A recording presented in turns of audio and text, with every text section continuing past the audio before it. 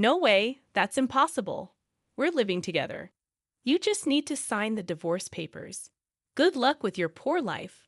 I stood there in a daze, holding the phone after the call was abruptly cut off. The lawyer couldn't help but burst into laughter. Jessica looked at the lawyer with a puzzled expression. The lawyer was wiping tears with a handkerchief. The CEO is actually Linda. My name is Linda. I've been married to my husband Mike for 2 years. We don't have children. We both work and are so busy that we often work on weekends. We hardly have time for long conversations, leading to a life of passing each other by. Therefore, we try to match our schedules and go on overseas trips during our long breaks. It's only once a year, but we both look forward to it. When we got married, we decided to buy an upper-floor condo in a Bay Area tower. It was a stretch, but we did it considering the future value of the asset. Thanks to that, we're satisfied with our current life. I have a close friend from high school, Jessica. We sometimes go out for lunch together. Jessica, being beautiful, has high standards for men. She's not married yet but has a strong desire to do so. She's always looking for well-educated, high-income men on dating apps. Especially, she won't compromise on income. One day, I was enjoying lunch with Jessica at a cafe near a park. We were together in high school and university, even in the same classes. That's why we've consulted each other about various things. As a result, we know quite a bit about each other's dating histories and types. During our student days, we shared both fun and sad times. Those are good memories. Since I married Mike 2 years ago, we've both become busy, and the time we can meet has decreased. Now we meet only a few times a year, if that. Hey, can I come visit your condo next time?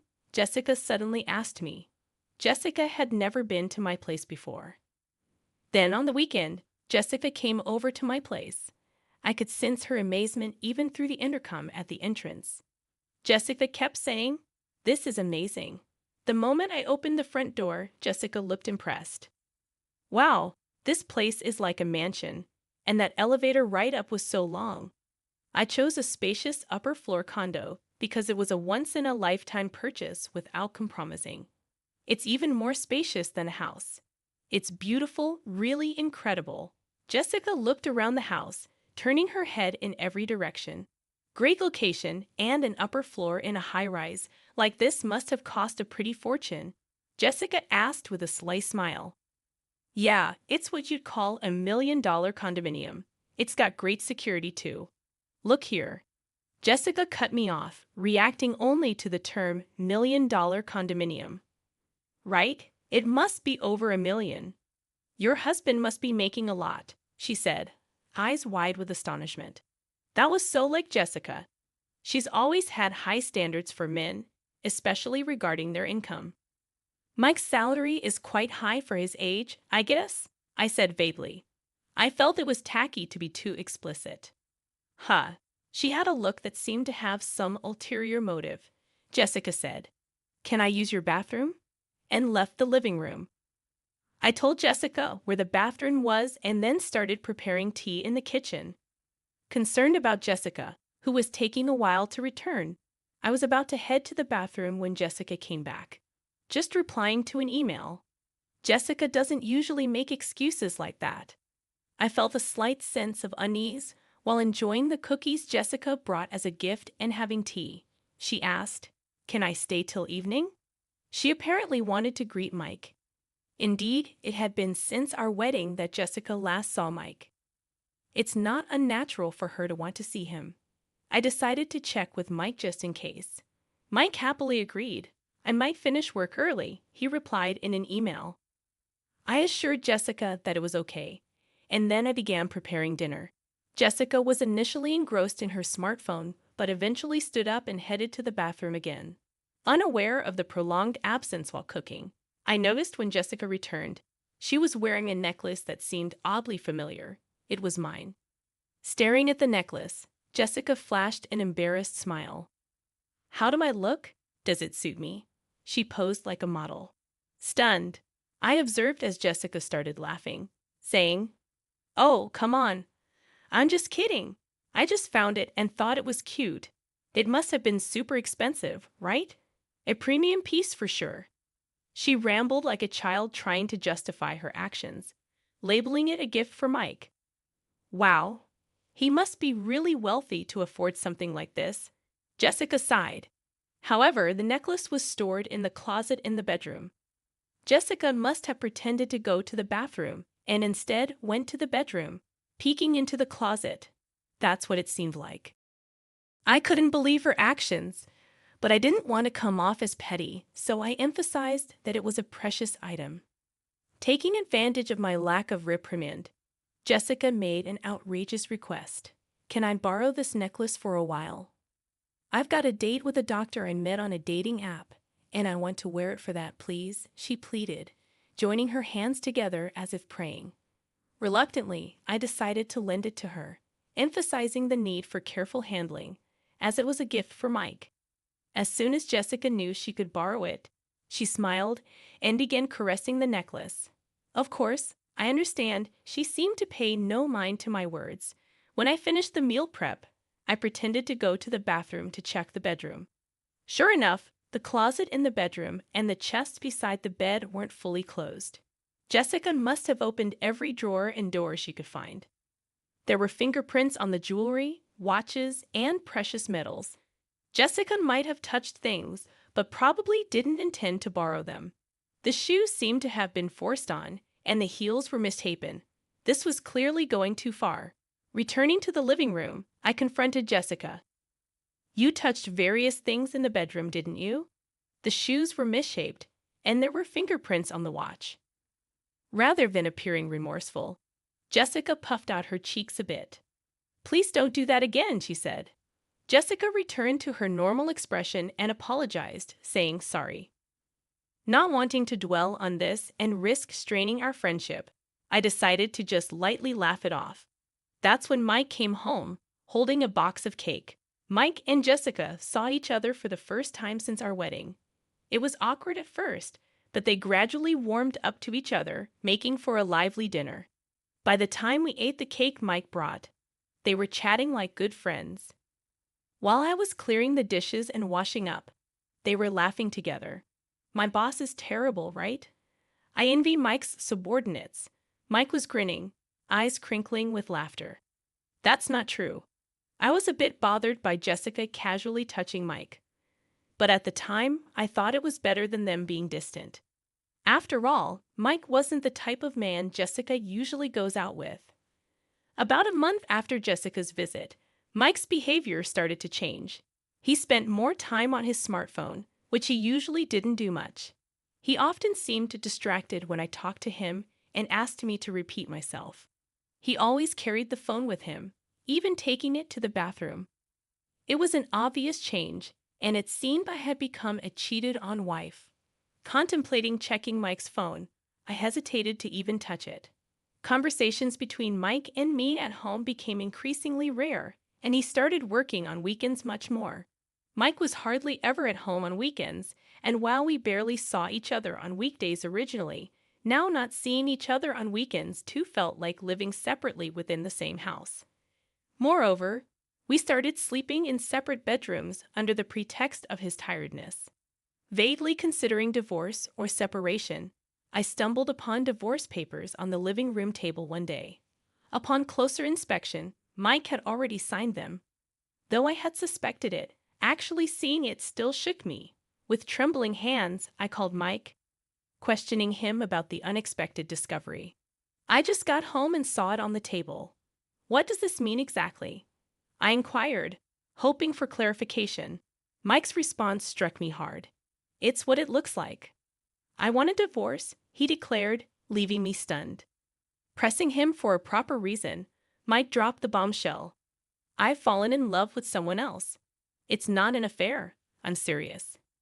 With disbelief, I heard a familiar female voice on the phone, Jessica. It was what I had suspected. I'm dating Mike, and I even want to marry him, Jessica admitted nonchalantly. Hearing the confirmation made my heart race and brought on a cold sweat. Jessica's crude way of talking hinted at a side of her I hadn't seen before. Mike echoed, there's nothing left to talk about. can you just sign the divorce papers and send them off? I want to talk things over, so please tell Mike to come home. Stunned by the abrupt ending of the phone call, I couldn't move for a while. Sleepless nights persisted as Mike didn't come home, and I couldn't bring myself to touch the divorce papers. Jessica continued to torment me by sending multiple photos of her and Mike together, flaunting their relationship. My mental health deteriorated, and my complexion worsened. People around me became worried, urging me to seek medical help. Reluctantly, I ended up in treatment, managing to regain some peace with medication. An unbelievable incident unfolded upon my return from the hospital. Something felt off inside the room, and upon checking the bedroom, I discovered that bags and jewelry were missing. The count of jewelry watches in the chest was off too. There was only one person who could do this. Jessica. Questions swirled in my mind. Why would she do something like this? What had I ever done to her? My insomnia relapsed, and sleepless nights continued, leaving me staggering through my days. During counseling at the hospital, when I mentioned the theft at home, I was strongly advised to consult a lawyer. I promptly contacted the company's lawyer and set up an appointment, stating my clear intention. I'll get a divorce. I want those two to face proper consequences. I responded immediately, surprising even myself. Just a little while ago, I was pondering what to do, and I couldn't believe how easily those words came out of my mouth. Perhaps I really wanted to punish them after being tormented so one-sidedly. It was just about getting back at them. Now, a week later, I received a message from Jessica. I had sent her a certified letter. Hey, what are you thinking, sending a certified letter to my workplace? Jessica sounded pretty angry, her voice filled with rage. You must have expected at least this much. Anyway, I'm leaving everything to my lawyer now. I hung up the phone. Jessica called several times after that, but I ignored all of them. Then Mike called. I had sent a certified letter to his parents' house. Apparently, his affair being exposed at home caused a huge uproar.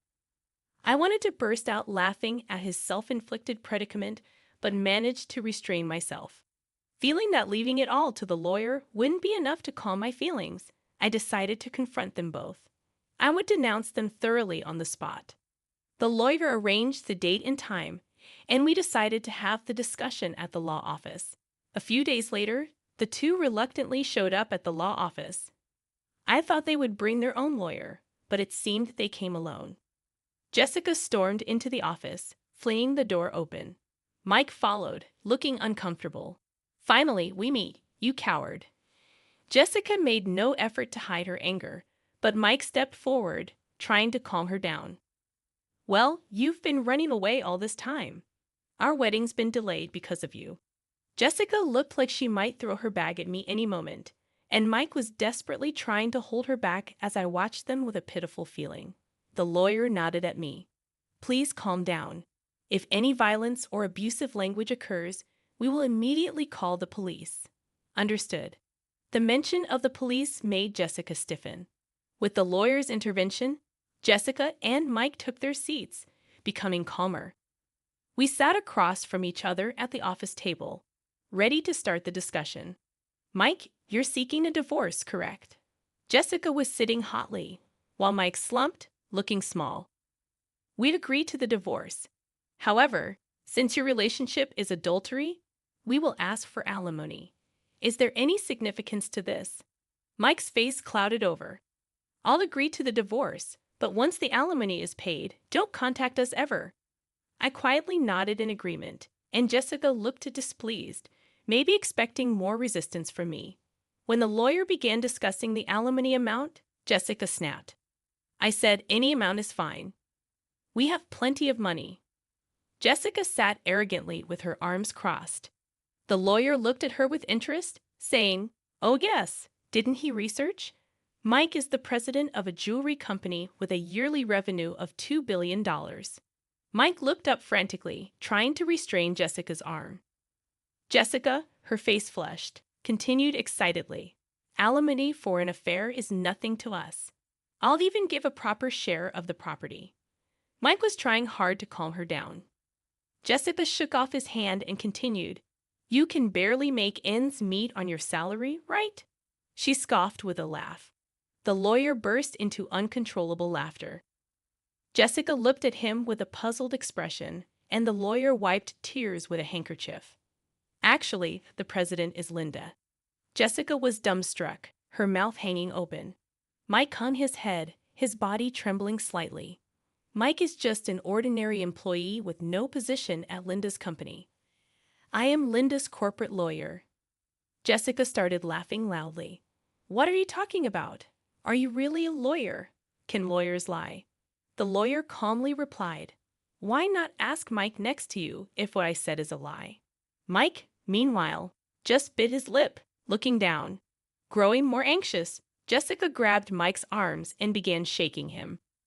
"You said you were the president of a $2 billion jewelry company. That's not a lie, right?" Mike remained silent, covering his face with his hands, uttering inaudible moans. Growing more desperate, Jessica gripped his arms tighter, repeatedly asking, "Answer me. It's not a lie, right?" Finally, Mike whispered in a raspy voice, "I'm sorry." Mike's single apology plunged the room into a deep silence. Jessica's strength seemed to leave her body, and she let her hands that were gripping Mike fall limply. "You said you were the president of a company making $2 billion a year," she muttered, almost to herself. Mike's solitary apology had plunged Jessica into despair. She stood up, trembling. "It's a lie, right? There's no way you're the president." Jessica pointed at me accusingly. "Why didn't I know about this after all we've shared?" I spoke to Jessica calmly, as if guiding her. "Just because we're close friends doesn't mean I tell you everything, especially since you were so fixated on money. I had no intention of telling you," I said, looking Jessica straight in the eyes without averting my gaze. Jessica seemed to lose all her energy and slumped down. "Then that house, of course. The house is in my name, so Mike will be the one leaving." Jessica fell silent, and Mike continued to hold his head. Mike probably didn't want to come here. He knew this would happen. But if he didn't come here, things would be worse. It's hell either way for him now. Mike is left with nothing but hell waiting for him. The lawyer began to present the evidence I had gathered.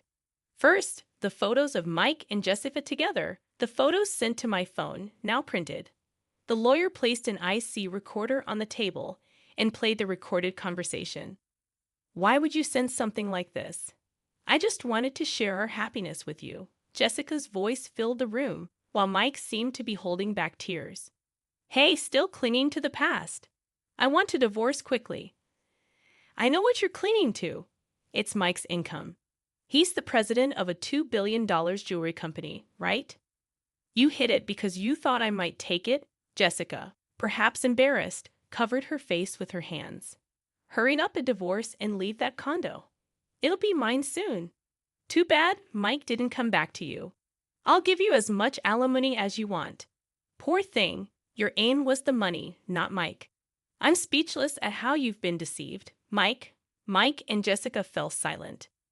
"Do you think this is over? What else is there, Jessica? You broke into the house when Linda wasn't there and stole several items, didn't you?" I felt relieved at the lawyer's calm demeanor. Mike looked shocked, apparently unaware of this. "Hey, what's this about stealing?" Jessica bit her lower lip, her hands shaking. "No, not me. I don't know anything." The lawyer placed a tablet on the table and played a video. It showed Jessica sneaking into the bedroom, taking bags and jewelry, and stuffing them into her bag. Jessica stared wide-eyed at the footage. "What is this? Why are you recording me? Isn't this illegal surveillance?" Mike covered his face with his hands. "We always had security cameras inside our house. Why didn't you tell me that earlier? Who would think you'd break in to steal?" "I felt a headache coming on from their foolish exchange, and you used my key without permission. I wanted those things. It's your fault for not buying them for me." The two began arguing, ignoring us. The lawyer and I could only look on in disbelief. "Please save your arguments for later. Regarding this theft, we will be filing a police report," the lawyer said calmly. Jessica seemed to panic at the mention of the police. "That's a bit much, isn't it?" I just borrowed something from a friend. I never gave you permission to borrow anything. I spoke to her calmly. Besides, you're not a friend or anything. You were just a classmate. That's why I'm filing a police report. Jessica started to kneel and apologize. I looked down at her and said coldly, "You're going to compensate. The value of what you stole is more than your annual income." "Are you sure about that?" Jessica was speechless. "And there's also the matter of the alimony." Jessica turned to Mike, pleading in a tearful voice, "You'll pay, right? Even if you're not the president, you still earn well, right?" Mike was silent, looking down. "He can't pay it because he's about to be fired," I said. Mike looked up in surprise. "That's correct. Since leaving the house, Mike has not shown up for work. Plus, with this commotion, there have been complaints from his boss," I explained. Mike looked like he might collapse on the floor. "But there's still the property division, right?" "I'll pay with that," Jessica said desperately. "That's not possible. Linda and Mike have a prenuptial agreement regarding property." "You didn't hear anything from Mike, did you?" "He never told you the inconvenient truths," I replied calmly. I regarded Mike with disdain as the lawyer placed the contract on the table. The agreement explicitly stated that if the marriage lasted less than 3 years, neither party could claim the other's property. Given that they were currently in the 2nd year of marriage, Jessica attempted to grab the document as if to tear it up. "You should handle that document carefully. It's a notarized deed, and you could be held legally accountable for damaging it," I warned. At the mention of potential legal consequences, Jessica halted her attempt to destroy the document and began to half-heartedly plead with Mike. "Mike, you have savings, right? Use that to pay," she suggested. Mike, looking at Jessica with resentful eyes, retorted, "What money? You always wanted sushi, steak. There's no way I have any savings left." "It appears that way. And it seems he has debts from unsavory sources," I added. Jessica's shoulders slumped, revealing the pitiable sight of the once glamorous appearance that used to turn heads. This was the result of the seeds she had sowed herself, leaving the two looking haggard and lost, muttering about how this wasn't supposed to happen and what they would do now. Deciding to leave the rest to the lawyer, I stood up to leave, emphasizing to Jessica, "Money isn't something you steal from others. It's something you earn through effort." After that, the divorce proceeded smoothly. I sent all of Mike's belongings back to his parents, who kept apologizing to me and even sent a letter of apology. Jessica, on the other hand, faced police interrogation for illegal entry and theft, leading to her arrest after admitting guilt. Although she showed remorse and an intent to compensate, her other crimes, including stealing from men she met on a dating app, suggested she might face a prison sentence. Mike, unable to live in Jessica's apartment, moved to an old apartment on the outskirts of town. Despite looking for a job, his unexplained absences and poor attitude at his last job made it challenging to get hired. He resorted to day labor to get by, receiving regular updates on their situations from the lawyer. I threw myself into work after the divorce. Currently, I am expanding our company's jewelry line to Europe, an idea that emerged during a break I took after the divorce. During that time, I had the chance to connect with the owner of a jewelry store in France. We bonded over shared experiences of divorce, and he agreed to showcase my company's jewelry in his store. Focusing on sales in France, I considered it a well-deserved perk after all I had been through.